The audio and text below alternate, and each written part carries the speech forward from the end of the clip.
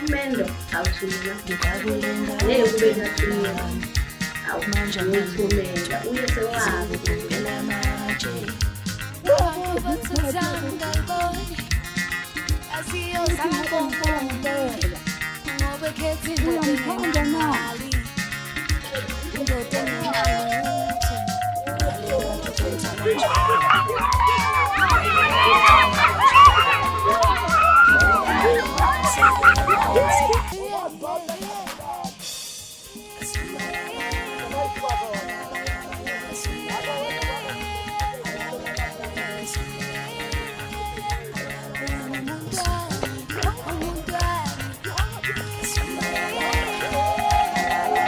No makoti nomkhwenyana seninabo abantwana bazange sibabona.